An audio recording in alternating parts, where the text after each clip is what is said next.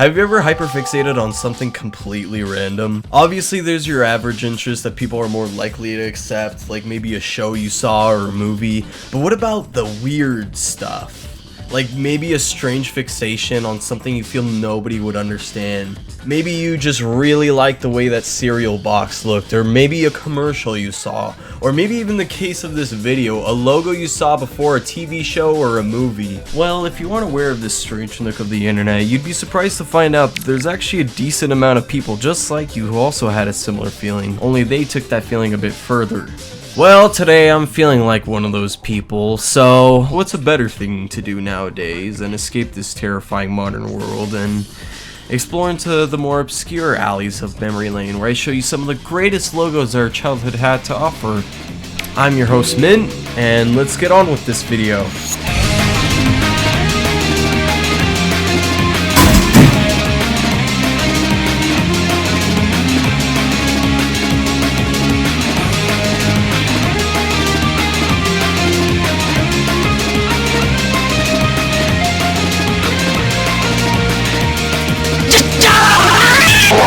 You know, when you stick around Wonderland long enough, you start to realize just how great logos are. They're such an overlooked, underappreciated form of art. Whether it may be a closing logo to a TV show or movie, an opening logo, a bumper or ident on a TV channel, the weird logos that appear after booting up your GameCube, they're all strategically developed to invoke some sort of feeling or emotion, just like any other art form, right? Some can be superficial and provide a little creativity to react to, and some can really stick out. Some logos even use the same cinematic techniques as films just for the sake of having a memorable logo. For example,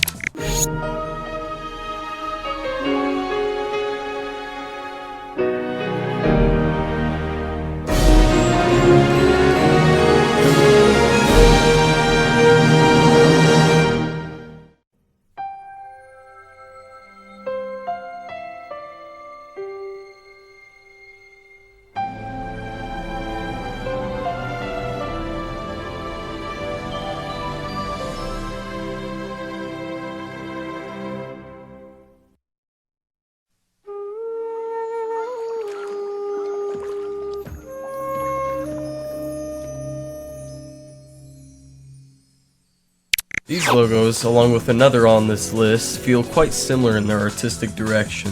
I did some digging, and apparently Spyglass and Caravan were both founded by producer Roger Birnbaum, while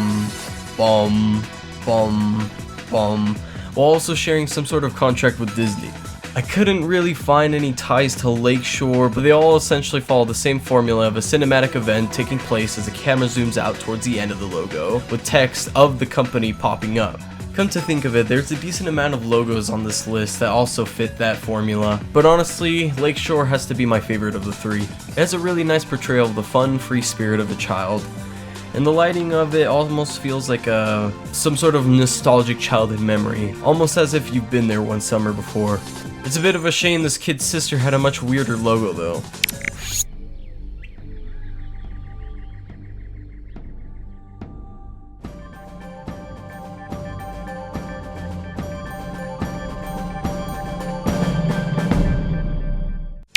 This is Mandate Pictures, another logo I categorize in the you thought the movie was gonna start playing category. Although this one's much weirder, I do like the visuals at the beginning, especially the floating fish for some odd reason, and I guess the music too. In regards to their fanfare, Spyglass and Caravan are also nice, but they're all just not as pleasant and unique as Lakeshore. Another pleasant logo I feel is Big Sky Interactive, an obscure game development company that made a few Nickelodeon games in the early 2000s and got blacklisted.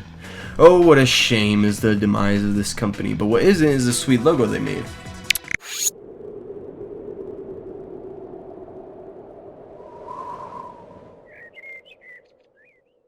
This logo has such an inexplicable sense of serenity to it. I mean, obviously the sounds and photos are practically supposed to make you feel relaxed, but watching this almost immerses me into that landscape. You know, what was with the early 2000s and beautiful landscapes now that I think about it? Maybe it's just me, but nevertheless, this logo is my happy place. Big Sky actually has a pretty interesting story in regarding to the development of their own SpongeBob game, so if you're interested, please check out this video below. The creator goes really in depth about its production and abrupt demise. Now, as for the game, I've already talked a bit about it before, but I'll just move on. By the way, previously I offered to do a video on this game. That offer's still up.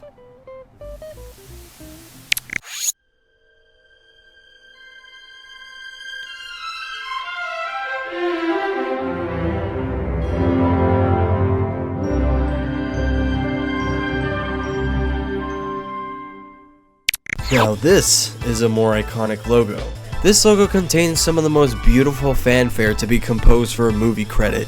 It does feel a bit melodramatic for a logo though. I mean, I don't know about you, but that beginning just sounds so somber to me. The score was composed by Michael Kamen, popular for his many contributions to film soundtracks, as well as teaming up with the Metallica dudes to conduct the San Francisco Orchestra for their badass S&M Symphony show back in 1999. Perhaps the Metallica influence rubbed onto this logo's fanfare, but it's still a unique and iconic fanfare for a logo. This actually used to be my favorite logo at some point because I thought it was just so beautiful. I mean, don't get me wrong, I still appreciate it, but you're also about to see how stiff the competition got. I heard that some folk were actually scared by this logo before, and my guess as to why could potentially be the melancholic arpeggios. And although I can't understand that too much, I do relate a little bit because there's another logo that also creeped me out for a similar reason.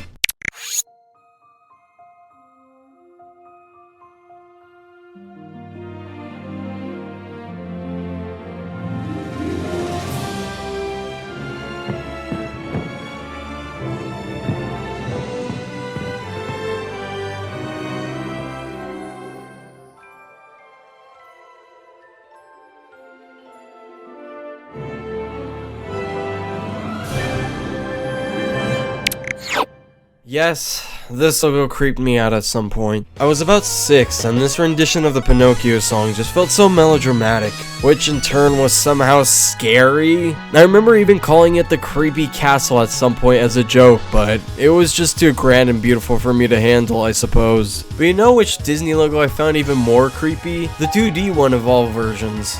Not those creepy home video logos, but the 1985 one. I have this vague memory of when I was a child in which my Christian parents were talking about how the Walt Disney Company was satanic and the logo had 666 hidden somewhere in the castle. My parents were one of those stairway to heaven backwards as sad Satan type of Christians, but that myth also probably elaborated my fear of it. Another thing about it that always kind of unnerved me was just how abruptly the fanfare would cut off. I don't know why, but it just feels too sudden at the end. Like, I feel like there was supposed to be more to it. I don't know, there are just sometimes oddly specific things that can scare us. Anyways, this is not my scary logo video, so let's just move on.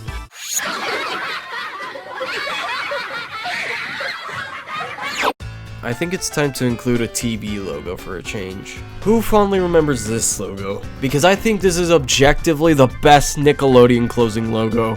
Yeah. It just fit their branding at the time the best, and something about it just feels so homey. Homey. Still, I understand that there's a bit of a fear factor that some have for it. Unless if you're watching this on the backyard again, this logo has absolutely no background music at all, which could feel a bit unsettling. Also, that black background could give off some sort of like psychological feeling of emptiness and maybe loneliness. It may sound stupid, but just think of what this would come after. Remember when everyone online was talking about how liminal and creepy the SpongeBob credits were? Well, this is something that would come after those credits. And I just feel like that was a cherry on top of all that. Although most don't talk about this logo as much, probably because it came out in 2007, which is when Nick kinda stopped including the full credits on airings. But even back then, seeing the original Nick logos after the SpongeBob credits still give off a weird vibe because of how minimal and dark it is. And typically the logos were mostly silent. And maybe this is just me, but those shapes just looked so disorienting to me, and I never knew what they were, except the foot. Apparently this is supposed to be a haystack. I have no idea what the fuck this is.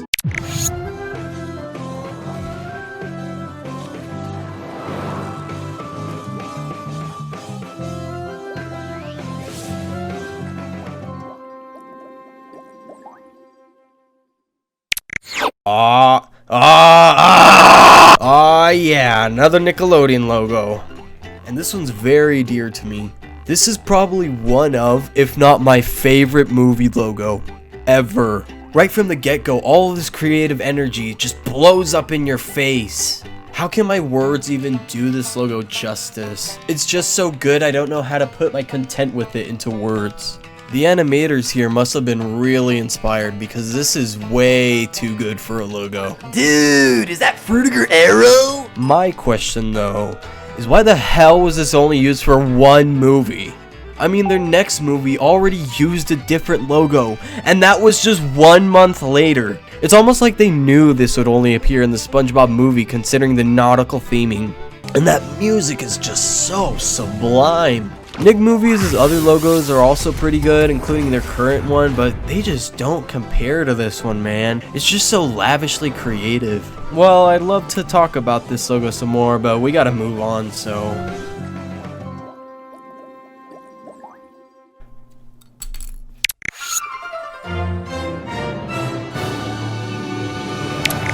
Man, I remember when this would come on after every sitcom's credits, and it was always a shit. I'm aware that some people particularly find this logo annoying because it replaces other logos like Columbia, TriStar, Screen Gems, etc. And though I do understand that it sucks to have other good logos replaced by this one, it also wouldn't make sense if Sony kept the original logos. I mean, wouldn't it be weird to have someone's work credited by a company that doesn't exist like TAT? That would be like if you bought a computer and on the box it said courtesy of Circuit City. Nonetheless, this is a pretty short but sweet logo. Although I do like the fanfare of the original, adding those beginning arpeggios to the fanfare in the short version sounds a lot nicer. Overall, it's a pretty cool and nostalgic logo.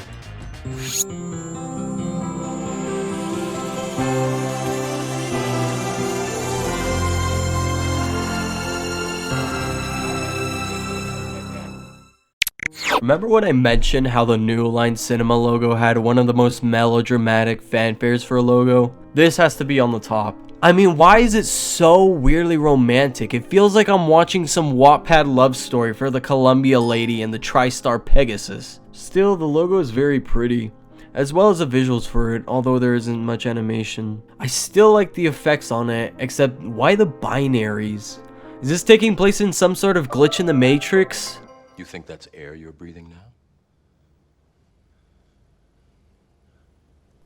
now? Anyways, this brings back some good memories of the DVDs my family used to watch. What movies? I don't know. I remember these logos way more than any of the movies they were in. So I thought for these logos, I'd invite my good friend to discuss it as he's a huge fan of this company. So please welcome our guest, Roy Wise. Hello there people, so I'm here to explain to you all our favorite versions of the iconic THX logo and give you my opinion and views on them. Let's get started, shall we?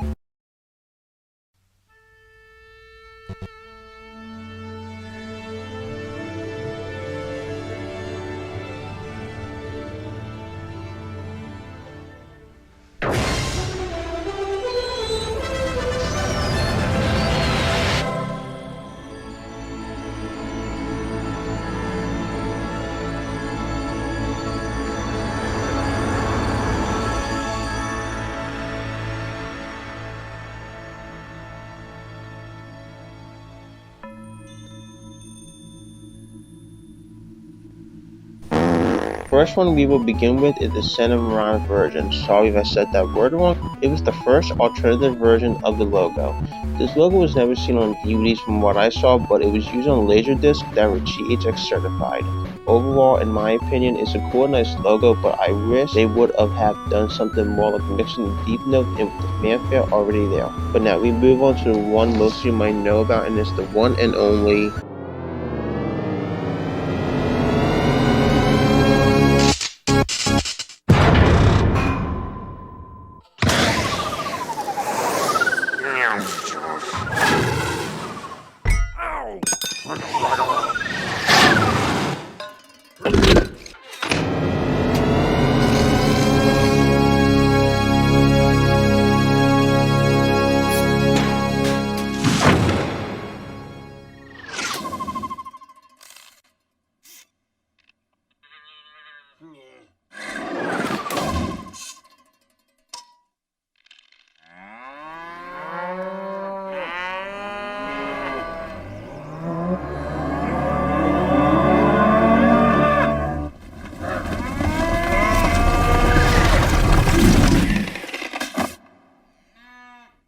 Chex 1 and Chex 2.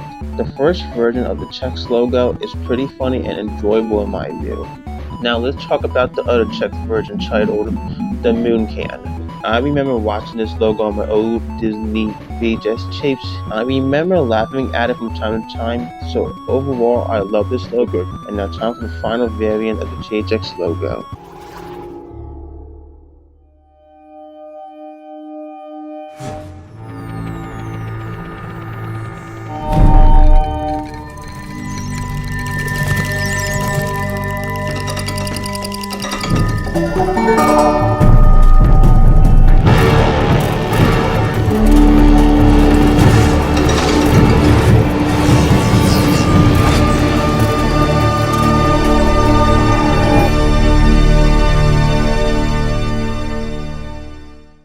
The Amazing Life.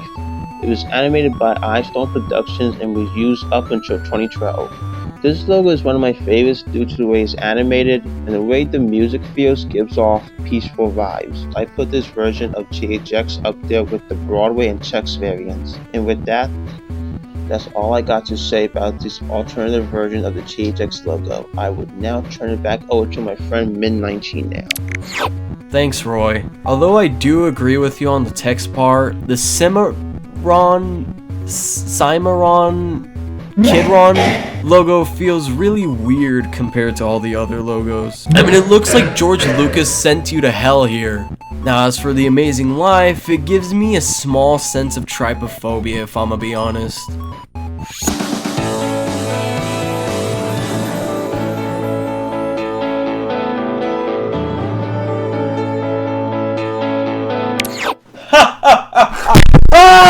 Man, who remembers seeing this one on Wow Wow Wubsy? Although I believe I did, I mainly remember seeing this on Dan Versus, which if you haven't seen, you should totally check it out because it is a criminally underrated show. But in terms of the logo itself, it's actually really solid. I love how the music syncs with the animation, like when the star glares along with that chord. I also like how they chose this phone call hold music instead of the typical fanfare, which makes it a little more unique. It's a shame this logo got replaced by another one after that's complete ass. But yeah, this is a pretty cool logo.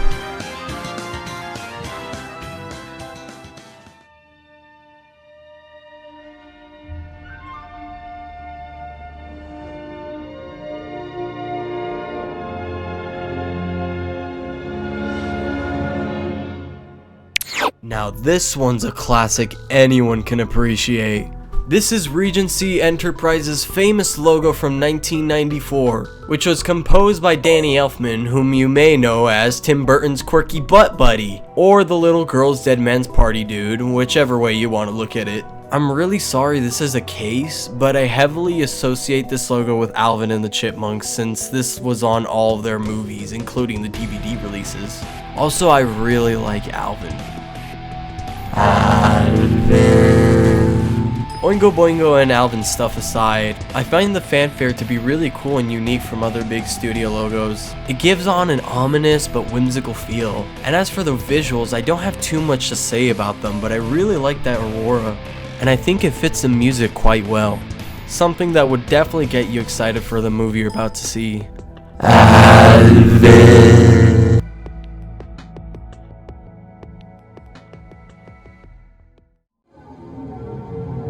Hey, sorry to cut in so abruptly, but, so this video was long overdue to be uploaded and finished. The last time, the last clip you saw there was edited, I'd say, around the beginning of June, and now it's the beginning of July. So, what happened was that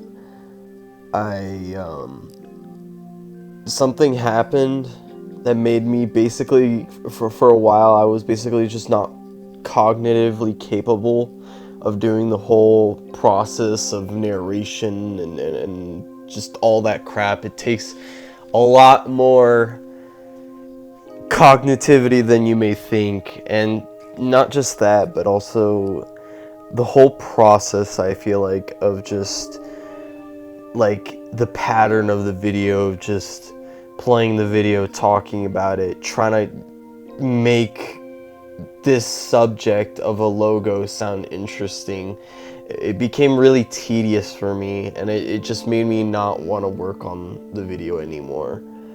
And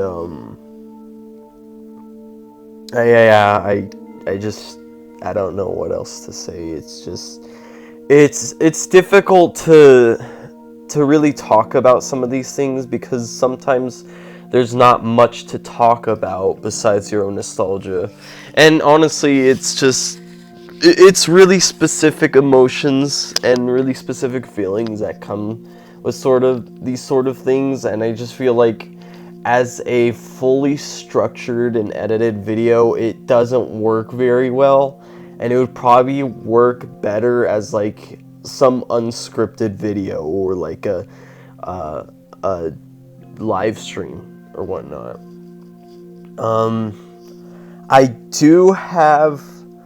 I'm like halfway. I went like halfway done through the script. I still have like plenty of logos, but it's just like it got to a point where a lot of the logos I didn't even care about talking about at this point. Like, I liked them, but I just didn't have much to say about them, and it just like trying to find something to say about them made me sound really dumb. But yeah, I could finish it. I really doubt it, especially because I want to start working on another video, which is basically the same subject, but I'll have more to talk about.